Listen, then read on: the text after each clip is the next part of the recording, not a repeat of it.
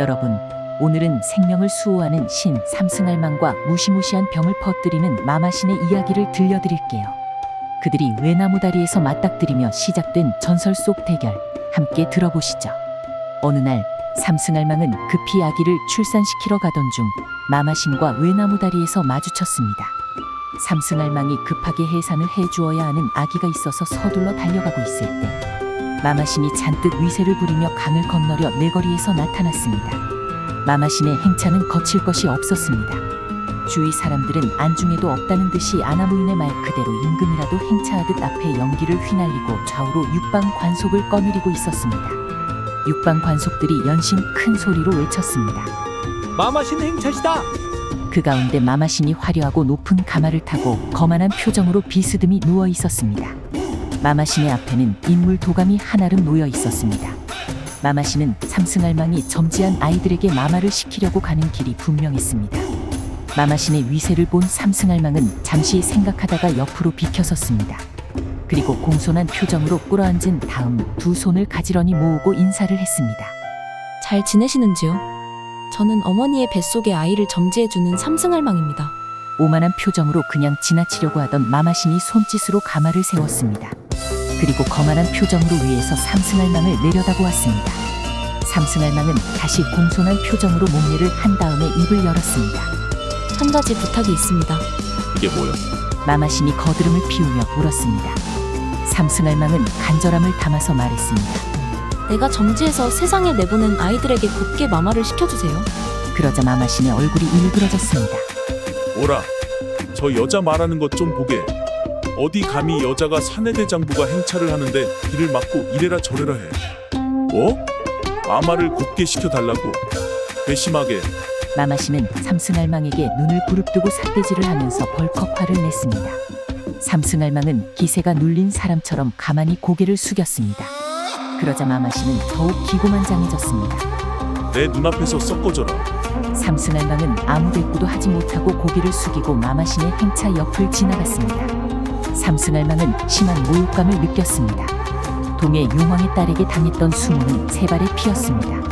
삼승알망의 속에서는 열불이 나고 천불이 났지만 아이들을 위해서 참고 또 참았습니다. 당장이라도 가마를 얻고 싶었지만 마마신이 행패를 부리면 아이들만 불쌍해질 터였습니다. 삼승알망은 이를 악담으로습니다. 마마신은 고개를 숙이고 걸어가는 삼승알망의 뒷덜미를 향해 육설을 퍼부었습니다. 뭐냐, 내가 어떻게 하는지 두고 봐라. 삼승알망은 아무런 대꾸도 하지 않고 잘 부탁한다는 듯이 돌아서서 손을 모으고 고개를 숙일 뿐이었습니다. 본때를 보여주어야겠어. 마마신은 그날부터 아이들에게 혹독하게 마마를 시켰습니다. 마마, 즉 천연두는 쉽게 전염이 됩니다.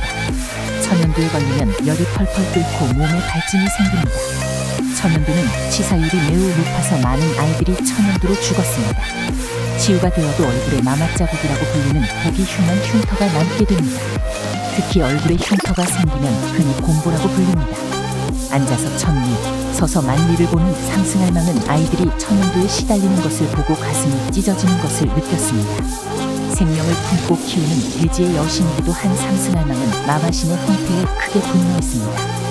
삼승알망이 마마신에게 머리를 숙인 것은 귀여운 아이들을 위해서였지 힘이 약해서 그런 것이 아니었습니다.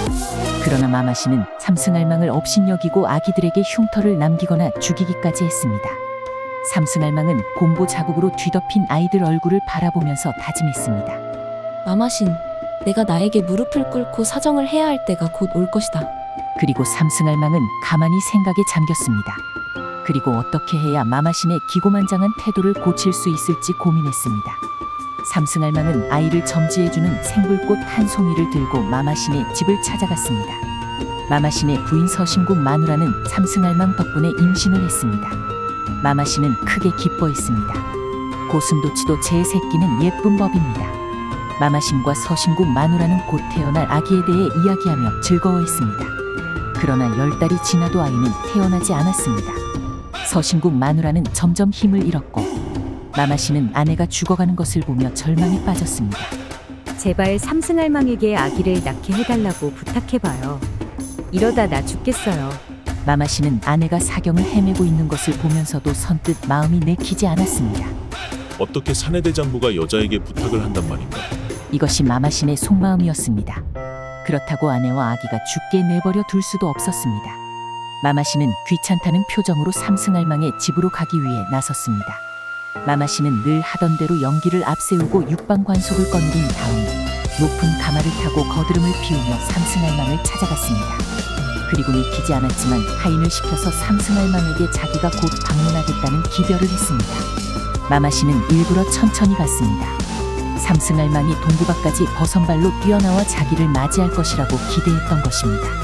그런데 내거리를 지나고 다리를 건넜지만 삼승알망은 코빼기도 보이지 않았습니다. 이런 고얀 여자가 있나? 내가 일부러 기별까지 했건만. 멀리서 삼승알망의 집이 보였습니다. 마마씨는 삼승알망이 집 앞에서 자기를 기다리고 있을 것이라고 기대했지만 마당 어디에도 인적이 없었습니다. 삼승알망의 집은 그날따라 고요했습니다. 기분이 상한 마마씨는 그대로 몸을 돌려 돌아가려고 하다가 아이를 낳지 못해 초주검이 된 아내를 떠올리고 가마에서 내려 삼승알망의 집 앞에 섰습니다.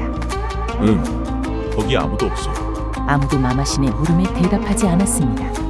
삼승알망, 나와 이야기 좀 합시다. 그러나 삼승알망은 아무런 대답을 하지 않았습니다. 마마신은 하인들을 뒤로 물리고 대돌 앞까지 걸어갔습니다. 우리 마누라 좀 살려주시오. 마마신은 역시 아무 대꾸도 듣지 못했습니다. 그제야 마마신은 지난번 일을 떠올리고 자기의 처지에 대해서 깨달았습니다. 마마신은 마지못해 대돌 앞에 무릎을 꿇고 말했습니다. 제 아내와 아기를 제발 살려주십시오. 마마신은 머리를 바닥에 대고 엎드렸습니다. 시간이 한참이나 지난 뒤에 문 너머에서 차분한 삼승알망의 목소리가 들려왔습니다. 나를 너희 집으로 부르고 싶다면 내가 시키는 대로 해야 한다. 초조해진 마마신이 공손하게 대답했습니다. 시키는 대로 하겠습니다. 삼승알망이 말했습니다. 당장 집으로 돌아가서 칼로 머리를 싹싹 깎은 다음 누런 장삼으로 갈아입고 고가를 쓴 다음에 맨발 차림으로 다시 와서 대돌 앞에 엎드리면 내가 가겠다. 허물어지기 시작한 마마신의 자존심은 이미 모두 무너져 내린 터라 더 이상 버틸 여력이 없었습니다. 이제는 아내와 아기를 살려야겠다는 마음밖에 없었습니다. 마마신은 자기가 마마를 시켜서 죽인 많은 아이들이 떠올랐습니다. 삼승알망에게 굴복했다는 처참한 기분이었지만 다른 한편으로는 자기 아내와 아기가 죽은 아이들에 겹쳐지면서 삼승알망의 마음도 이해가 되었습니다. 마마신은 한달음에 집까지 달려갔습니다. 그리고 칼로 머리를 깎고 고가를 썼습니다. 그리고 장삼을 입은 다음에 맨발 차림으로 다시 삼승알망의 집으로 달려가 대돌 앞에 공손한 자세로 무릎을 꿇었습니다. 삼승알망이 마마신에게 말했습니다. 이제 하늘이 높고 땅이 낮은 이치를 깨달았을 것입니다. 아무리 권세가 당당하다고 해도 항상 하늘 아래임을 알았을 것입니다. 뛰는 재주가 있다고 해도 그 위에 나는 재주가 있음을 알았을 것입니다. 마마신은 대돌 앞에 무릎을 꿇고 삼승알망의 말을 경청했습니다. 마마신은 자기가 우물 안의 개구리였음을 절감했습니다. 우물 속을 세계라고 생각하고 우주라고 생각했던 자기가 오만했음을 깨달았습니다. 삼승알망이 계속해서 말했습니다. 나를 데려가고 싶다면 강의 명주로 다리를 만드세요. 삼승알망은 과거 마마신이 했던 것처럼 자기 힘이 지닌 권위에 사로잡혀 의리의리한 행차를 하려는 게 아니었습니다. 삼승알망은 생명이 태어나는 과정, 생명 그 자체가 지니고 있는 고귀함을 마마신에게 알려주고 싶었던 것입니다. 강을 건너는 것은 다른 단계로 이행함의 상징입니다. 즉, 아기가 뱃속에서 세상으로 나오는 것을 의미합니다. 따라서 길에 부드러운 명주를 까는 것은 삼승알망 본인을 위한 것이 아니라 생명이 얼마나 아름답게 세상에 나오는지를 상징적으로 마마신에게 알려주기 위함입니다. 이런 연유로 해서 오늘날 꽃을 할 때 신을 청하려면 무명 또는 광목을 깔아 다리를 놓는 풍습이 생겨났습니다. 마마신은 진정한 마음을 담아 강에 명주로 된 다리를 만들었습니다. 마마신은 더 이상 불평을 하거나 속으로 딴 마음을 먹지 않았습니다. 삼승알망은 마마신의 안내를 받으며 명주로 된 다리를 건너 마마신의 집으로 향했습니다. 마마신의 안에 서신국 마누라는 곧 숨이 넘어갈 것처럼 보였습니다. 삼승알망은 부드러운 손으로 서신국 마누라의 배를 두어 번 쓸어내렸습니다. 그러자 뼈가 느슨해지고 굳게 닫혀있던 자궁의 문이 열렸습니다. 마마신과 서신국 마누라의 아기가 명주로 된 다리를 건너서 세상 밖으로 나왔습니다. 그리고 꽃이 활짝 피어나듯 힘차게 생명의 울음을 터뜨렸습니다. 마마신은 신비한 생명의 탄생에 감동을 받았다는 듯이 삼승알망에게 깊이 고개를 숙여 감사했습니다. 그러나 마마신은 다음 날이면 다시 인간 세상으로 가서 천연두를 퍼뜨릴 것입니다. 그것이 마마신에게 주어진 역할이기 때문입니다. 여러분, 오늘도 흥미진진한 전설의 이야기를 함께 해주셔서 감사합니다. 삼승알망의 이야기는 여기서 마무리됩니다. 생명의 소중함을 지키기 위해 싸운 삼승알망의 여정을 통해 우리는 많은 것을 배울 수 있었습니다. 다음 시간에는 새로운 전설의 이야기로 찾아뵙겠습니다. 궁금하시죠? 놓치지 않도록 구독과 알림 설정 잊지 마세요. 여러분의 좋아요와 댓글도 큰 힘이 됩니다. 그럼 다음 시간에 또 만나요. 감사합니다.